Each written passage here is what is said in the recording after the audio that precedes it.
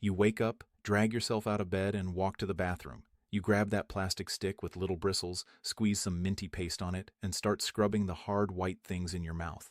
You do this every single morning without thinking. It's all automatic, your brain on autopilot.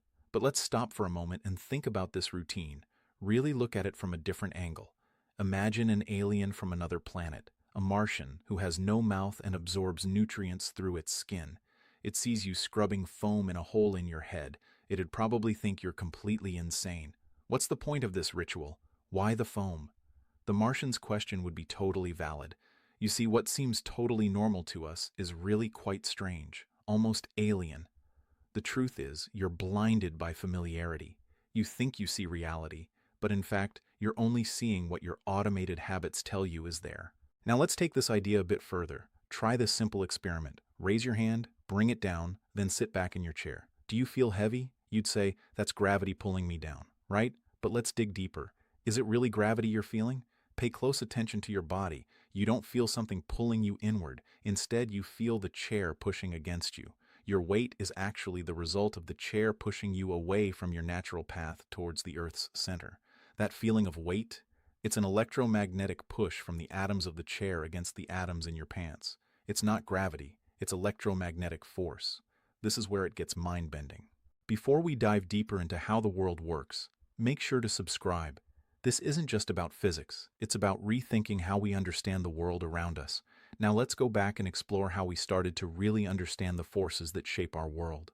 Think about Galileo. He played with balls rolling down ramps to understand motion because falling things happen too fast. He realized that things don't fall at a constant speed, they accelerate. This insight laid the foundation for Newton, who made a groundbreaking leap. He realized that the force pulling an apple to the ground was the same force keeping the moon in orbit. That insight unified the heavens and the earth. But here's the problem. Newton couldn't explain how gravity worked. He couldn't understand how Earth's mass could pull on the moon without a visible connection. Where's the force? What's the mechanism? To solve this, we turn to Michael Faraday. Faraday, who didn't use complex math but had an exceptional imagination, was playing with magnets and coils of wire. He noticed something strange. When you move a magnet near a wire, it pushes electricity through the wire. But how? The magnet doesn't touch the wire. How does it know the wire is there? Faraday theorized that space between the magnet and the wire wasn't empty. He imagined it filled with invisible lines of force, like an invisible mattress of springs. When the magnet moves, it disturbs these springs, creating waves that travel through space, eventually reaching the wire and pushing the electrons within it. Faraday's idea revolutionized our understanding, introducing us to fields. Space isn't empty, it's filled with invisible forces. Now, let's bring it all together and think about light. Why does it travel at a speed we can measure, but not instantaneously? It's not just about light, it's about the speed of information itself. The speed of light is the maximum speed at which any kind of message can travel. If you wiggle a magnet, the effect doesn't travel instantly, it must travel through the field. If action were instant, causality would break down. You could have effects before their causes. Time would unravel. Nature enforces a speed limit to maintain causality. But here's where things get even stranger. Space and time aren't what you think. Imagine space and time as a massive sausage, and every event in the universe, past, present, and future, is inside this sausage. Now, if you stand still, you slice through it straight, experiencing right now. But if you're moving, say, zooming in a rocket, the slice through space-time changes. For you, the present might be different from someone who's standing still. This is not just a trick of perception. It's the actual geometry of the universe. Your personal experience of time depends on your motion through space. Now let's get into the physical aspect of you. You think you're solid, right? That your body is a collection of solid matter. But in reality, you've never actually touched anything in your life. What's happening when you sit in a chair? The electrons in the atoms of your body are repelling the electrons in the atoms of the chair. That push, that electromagnetic force, is what you experience as solid. You're not physically touching the chair. You're just being held by invisible electric fields. This means you're not as physically connected to the world as you think. You're hovering above it. Every moment of your existence, you are held in place by forces you can't see. It's beautiful. It's terrifying. and it's the reality of how the universe works. But here's the ultimate paradox. Everything is made of atoms, but those atoms are always changing. Your body is a complex system, constantly swapping atoms, breathing in new atoms, expelling old ones. So if the atoms that make you up aren't even the same from year to year, how are you still you? Are you the same person as you were last year? The body is in constant flux, but the pattern of your existence, the process, is what keeps you whole. You're not made of solid stuff. You are a process, a continuous event that is unfolding right now. Your consciousness, your self-awareness, is part of the wave of existence, constantly changing yet always maintaining a pattern. What does that mean for the concept of death? To understand life and death, we need to look deeper. The atoms in your body, the ones that have been with you from the moment you were born, are part of a much larger cycle. Everything is constantly being recycled by nature. When you die, your atoms don't disappear. They simply return to the system, ready to be used again. Death is not an ending, it's a return. It's the dissolution of the pattern that's temporarily been you. But the atoms themselves, those little components, are immortal. They will live on, perhaps in a tree or in the soil, and continue their journey through the cycle of the universe. The universe operates on a grand cosmic scale, and death is just a tiny part of that. But within the grandness of it all, you matter. You are part of the unfolding story, the pattern that gives the universe its meaning. You are the universe's way of looking back at itself, trying to understand its own rules. And that, in itself, is a beautiful thing. So how do we tie this all together? Let's take a step back and look at the bigger picture. The universe isn't a random collection of atoms colliding. It's an intricate, beautifully organized system, built from the ground up by forces we can't see but can feel. Every single thing you experience, from the simple act of sitting in a chair to the vast expanses of the stars, is governed by laws of physics and geometry that are constantly in motion, interacting in ways that we're only beginning to understand. Take a moment to think about this. You're sitting there, experiencing reality as you know it, feeling your weight, breathing in air, sensing the world around you. But in reality, everything that makes you you is in a state of constant change. The atoms in your body have been recycled countless times. They have traveled through countless forms, plants, animals, even the air you breathe. Yet somehow, through this constant recycling, you maintain an identity. How does this work? It's because you're not just a static object. You are a process. You are a pattern of atoms coming together to form something temporary. The beautiful thing is that this process isn't random. It's governed by rules and patterns, ones that give your life meaning. The way your body organizes atoms into complex structures that interact with each other is a masterpiece of natural design. But the big question is this: if we are nothing more than a pattern, then where do we come from? If all our atoms are recycled, how did we begin? The answer lies in the stars themselves. It's a difficult idea to wrap your mind around, but every atom in your body, every piece of you, was once forged in the heart of a star. You are stardust. The elements in your body, from the oxygen you breathe to the iron in your blood, all came from the fusion that happens inside stars. These stars, massive and powerful, created the elements that make up life itself. But stars don't live forever. When a star reaches the end of its life, it explodes in a supernova, a spectacular, violent event. In this explosion, the elements the star has been creating are scattered into space, creating the very building blocks of new stars, planets, and eventually, life. These elements then come together, forming new stars, forming planets, and eventually forming you. You are literally made of the remains of a dead star, a part of a cosmic cycle that spans billions of years. This is where it gets even more amazing. While your body may be a pattern of atoms, your consciousness, your very awareness, is a different story. How do we go from being just a collection of atoms to being a self-aware being, capable of thought, emotions, and understanding? This is where the magic of life really happens. It's not just about the atoms themselves. It's about how those atoms come together to create something new, something far greater than the sum of their parts. Now, think about the simplest thing that makes up all life: your cells. Every cell in your body is a tiny factory, carrying out processes that keep you alive. These cells are constantly receiving signals from their environment, reacting and adapting to what's happening around them. And at the most fundamental level, this all happens because of the invisible fields that govern the interactions between the atoms. Without these fields, nothing could exist in the form we know it. The electrical forces between atoms are what create the solidness of your body.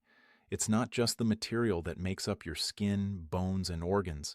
It's the invisible forces that bind them together. You've never really touched anything in your life. What you feel as touch is just electromagnetic forces repelling each other. The chair you sit in, the objects you hold, and even the people you interact with, all of them are made up of atoms that are held together by these invisible forces. And without them, there would be no physical world. The strange thing is, the more you look into it, the more you realize that everything we experience is a kind of illusion. It's an illusion created by the interactions of particles and fields. The world you see, the world you think you understand, is actually a product of patterns. It's not real in the way we imagine, and yet it's real enough to shape your existence. But the real question we need to ask is, if everything is made of patterns, and if we are essentially just a temporary arrangement of atoms, what happens when those patterns break down? What happens when we die? We need to understand entropy. The second law of thermodynamics tells us that all systems naturally move from order to disorder. Think about a deck of cards. When they are in order, that's a state of low entropy. But if you shuffle the deck, the cards become disordered, and that's high entropy. The universe, in its vastness, is always moving toward a state of greater disorder. Everything, from your body to the stars, is constantly being reshuffled by the forces of nature. This reshuffling, or entropy, is a fundamental part of life. In fact, it's the very reason why life is temporary. You see, all life forms are constantly fighting against the forces of entropy. To stay alive, to maintain our structure, we need constant energy input. We eat food, we breathe air, and we take in resources that allow our bodies to keep fighting entropy, to keep the pattern of life intact. Every moment we are alive, we are in a battle against the forces that are pulling us toward disorder. But entropy doesn't just apply to life. It governs everything in the universe. The stars, the planets, and even the atoms themselves are constantly being reshuffled, constantly moving toward a state of greater disorder. In the end, the universe will reach a state of maximum entropy, where everything is evenly distributed and nothing changes anymore. It's a future far beyond our understanding, but it's inevitable. The cycle of life and death, creation and destruction, is part of this universal flow toward entropy. Now you might be wondering what this all means for you. After all, if everything eventually succumbs to entropy, if life is just a fleeting moment in the vastness of time, what's the point of anything? What's the point of being alive at all? The answer lies in the beauty of the process itself. Life isn't about avoiding entropy. It's about embracing it. It's about understanding that we are part of something much bigger than ourselves, something that is constantly changing, evolving, and reshaping. Our lives are but brief flashes in the grand scheme of the universe, but they are beautiful because of that. The fact that we are here, able to experience the world, to think, to create, and to understand, is a miracle in itself. And this is where the real magic of life lies. It's not in the illusion of permanence, the illusion that we are static beings, fixed and unchanging. It's in the fact that everything is temporary, and that's what makes it so precious. Every moment we are alive is a moment we get to experience the world, to interact with the patterns around us, to understand the forces that govern the universe, and to find meaning in this ever-changing dance of atoms. So the next time you brush your teeth or sit down in a chair or look up at the sky, remember, what you're experiencing is not just a simple, ordinary reality. It's a cosmic dance, a collection of particles and forces, constantly moving, constantly reshuffling, and always pushing toward greater disorder. And yet, in this process, we find beauty, we find meaning, we find life. And in the grand scheme of the universe, that's something truly extraordinary. The truth is, we are not just passive observers in this cosmic dance. We are part of it. We are the wave that's crashing against the shore, feeling the push and pull of the forces around us. And while we may not be able to stop the wave from eventually breaking, we can certainly appreciate the beauty of the ride while it lasts. And when we die, As all things do, our atoms will be recycled, re-entering the great cycle of creation and destruction. We won't just disappear. Our energy, our matter, our essence will continue to exist in new forms, continuing the cosmic process. This is the circle of life, and it's not something to fear. It's something to embrace. In the end, the greatest truth we can learn is that we are not just the sum of our parts, but part of a much bigger, more profound system. We are not separate from the universe. We are the universe experiencing itself, and that realization, that understanding, is what gives life its true meaning. So, the next time you pick up that plastic toothbrush and start scrubbing away, don't just go through the motions. Take a moment to appreciate the complexity, the mystery, and the beauty of the world you're living in. Recognize that everything around you, from the smallest atom to the grandest galaxy, is part of a cosmic dance that's been going on for billions of years. And for a brief moment, you're here to witness it. You are not just a collection of atoms. You are a pattern, a moment in time, a part of something much greater. And that in itself is a miracle. So, let's put this all together. The next time you wake up, grab your toothbrush and go through the motions of your morning routine. Take a moment to stop. Look at the simple objects around you, the glass of water, the chair you sit in, the shoes on your feet. These objects may seem ordinary, but they're part of a much grander picture. You're not just a body moving through the world. You are a collection of ever-changing atoms, interacting with each other in an intricate dance, constantly reshaping and reforming as the universe itself evolves. The truth is, reality is not static. It's a fluid, constantly shifting pattern that we experience. A beautiful and chaotic symphony made of light, energy, and matter. And while you may never see the atomic dance happening around you with your own eyes, it's happening right now. The forces that hold you together, the electromagnetic push between atoms, the particles moving through space, they're all part of the same grand mechanism. This is the paradox of life. We walk around thinking we understand how the world works, but what we see is just a sliver of the complexity behind it all. The atoms in your body, the molecules that make up your thoughts, the air you breathe, they're constantly being replaced, constantly interacting with the world. Your very existence is a temporary pattern, but one that creates meaning as it exists. And this is what makes life so extraordinary. Not the fact that we exist as solid beings, but the fact that we're part of an ongoing process, a cosmic dance that's been unfolding for billions of years. We are just one chapter in an infinite story, and the beauty lies not in permanence, but in the fleeting moments we experience along the way. So, next time you brush your teeth, or even sit down for a meal, think about the billions of atoms that are contributing to that experience. Think about the invisible forces that are keeping you together, that are creating the reality you see, and know that you are part of something so much greater than yourself. Life isn't just about the stuff we can touch or see. It's about understanding the connections, the invisible forces, the beauty of the patterns that we are all a part of. You are not just a person walking through the world. You are the world, interacting with itself in a process that's been going on for eons. So when you go about your day, whether you're brushing your teeth, walking down the street, or looking up at the stars, remember, you're not just a passive observer. You're part of the grand story, part of the pattern. And in the grand cosmic scheme, that is the most extraordinary thing of all.